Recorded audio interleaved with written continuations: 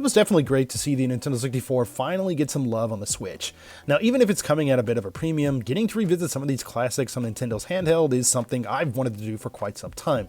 Now, with all of the classic game libraries on the Nintendo Switch Online comes retro controllers, and things are no different here with the Nintendo 64. Let's go ahead and take a look. Danny from the Famicast here. If you're new to the channel, please be sure to subscribe and turn on those notifications. Sound off in the comments below, and we may read your comment out on our bi-weekly show called the Famicast. Today, though, we're taking a look at the wireless Nintendo 64 controller for the Nintendo Switch. Now, gamers around the world can purchase the wireless Nintendo Switch Nintendo 64 controller via the My Nintendo Store or Nintendo Online Store, depending on your region. Naming can change there. Now, for gamers in Japan, their controller runs 5,478 yen, which is roughly 48 US dollars, which is, pretty much on par with the rest of the world. But this also marks the first time that Nintendo has officially released a Nintendo 64 controller since back in the console's heyday, so that's pretty cool. Unless I'm wrong, but I'm pretty sure this is the first time they've done it in quite a long time. Now, as for the controller itself, there's quite a lot to like if you're a fan of the original.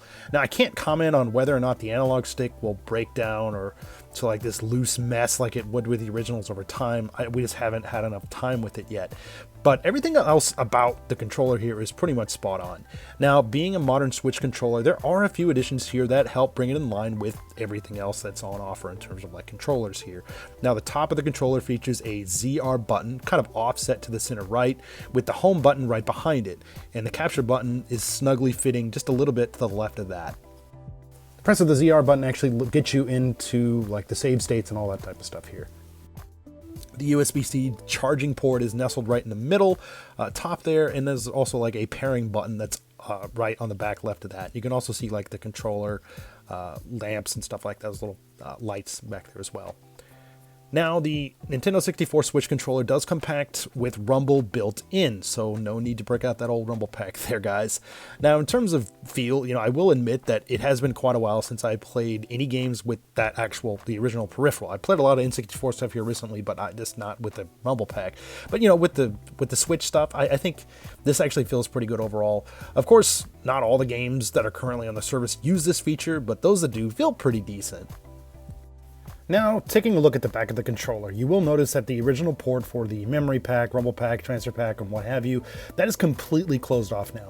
Now, instead, this appears to house some of the more modern innards of the controller. Now, I'm not doing a teardown here or anything, so that's just my guess. Now, this addition actually makes the controller feel quite a bit heavier than the original controllers, like if you're just holding it without the rumble pack, but I'd say it's maybe just about on par with how it would feel with a loaded rumble pack.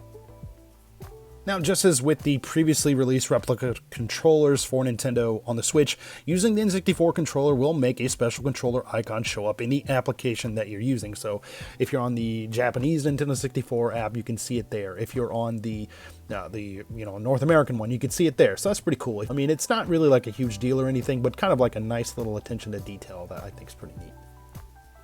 Now, I really do like this controller, and just having the ability to play N64 games with this official wireless solution here on the Switch is pretty cool.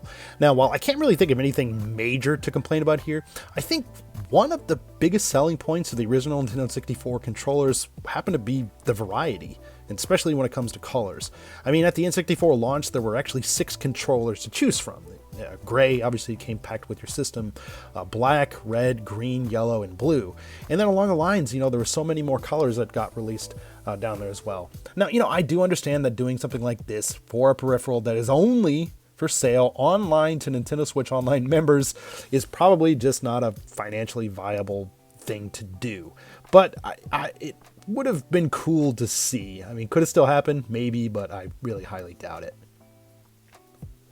Now, the N64 controller seems to be one of those love it or hate it kind of things for some gamers. I mean, if you fall into the latter camp, obviously this controller isn't going to change your mind.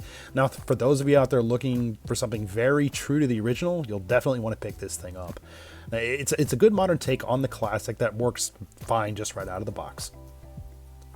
Now, as always, thank you guys so much for checking out this video. If you like what you see, please feel free to drop this video a like. If you're new to the channel, please be sure to subscribe. We've got tons of podcasts, video reviews, showcase videos, looking at cool things just like this, and a whole lot more.